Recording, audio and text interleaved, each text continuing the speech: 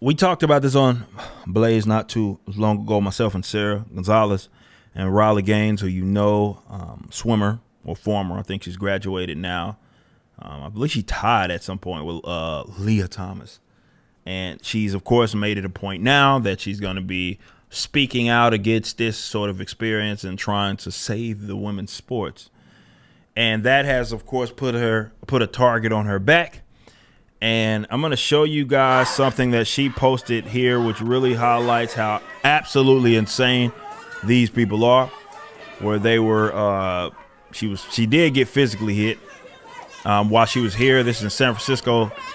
I guess it's San Francisco State University. And you can hear them screaming. Trans rights or women's rights, I think that crazy person is saying, but she was physically hit. And they're like basically chasing her out the scene. There's another video that you guys may have seen in which they basically have her kidnapped and surrounded, and essentially one guy screaming like, hey, have her pay everybody $10 and we'll let her leave. Couldn't be me. Nonetheless, you are in San Francisco, which is an absolute crap hole. It's been that way. Ironically enough, we know what just happened with the Cash App guy. It's not a great place to. They've ran that city into the ground. Let's just say that. But I want you to think culturally kind of where we're at here, okay? And these guys have become so emboldened that they think that something that should be normal is not. And because they've been emboldened by basically every corner of the freaking.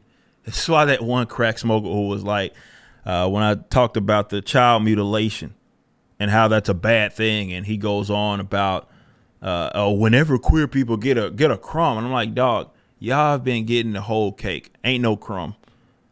I mean, we even saw, according to GLAAD's own numbers, when you look at TV, you're overrepresented. Now, of course, it's not enough for them, but you're overrepresented. You get way more than crumbs. But look, they've been emboldened. Of course, they're going to be acting in the way that they certainly are when, again, normal position. And her position is, hey, it's an unfair advantage, ruining women's sports, much like the child mutilation thing. A position that I had, they got a bunch of weird gay fairies all upset at me because I dared to say that, yeah, child mutilation is bad. And then they gaslight me acting like, oh, it's not a thing. Yeah. No, we didn't just talk to Chloe Cole, had a double mastectomy at 15 years of age. It's pretty bad. That's a normal position. Should be. Once was. But now it's controversial. And anything that you say means that you want to do bad things to them. Like the guy said, oh, I'm advocating violence because I'm against child mutilation. Like, what? See, these people have mental issues. They're very emotional. Leftists in general. It doesn't even matter if the trans issue is something that they emphasize. It doesn't matter what it is. They tend to screech and scream to try to get their way. It's just moving from group to group now.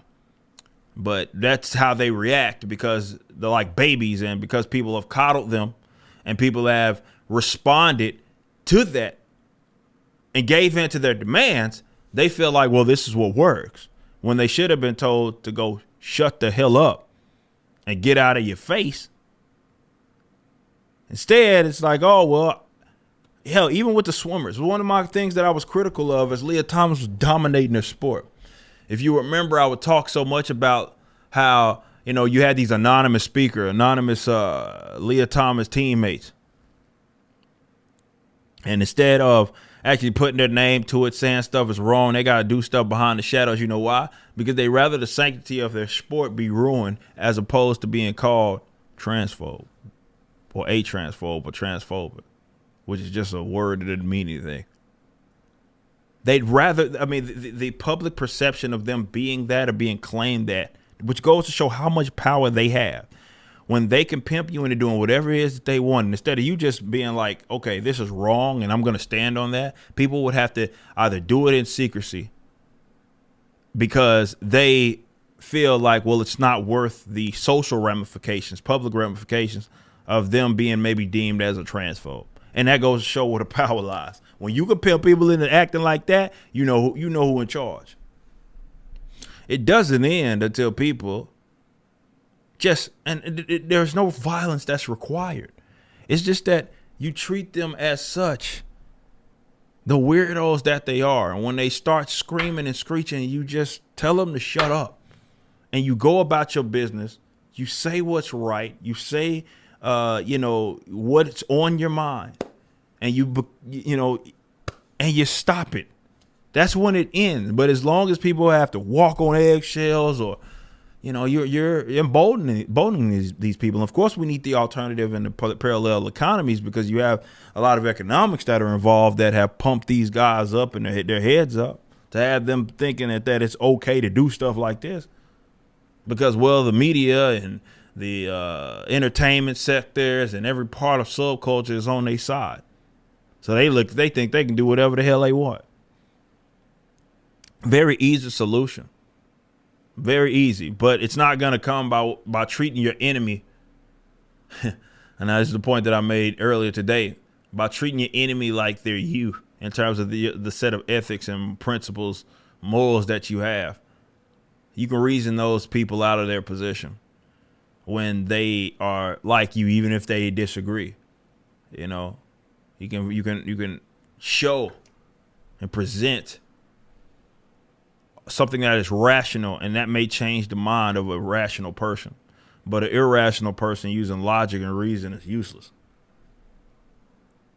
They didn't get to their position by way of that. They got to their position by way of emotion.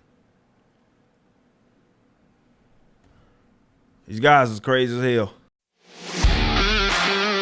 If you enjoyed this video and want to support other content, please become a member at ericdjuly.com. This is my own unique platform that replaced my Patreon. Our Ultra Max, which is our highest tier, gets free shipping domestically, even with Rippaverse orders, and are able to redeem the Creators Edition copy of ISOM #1.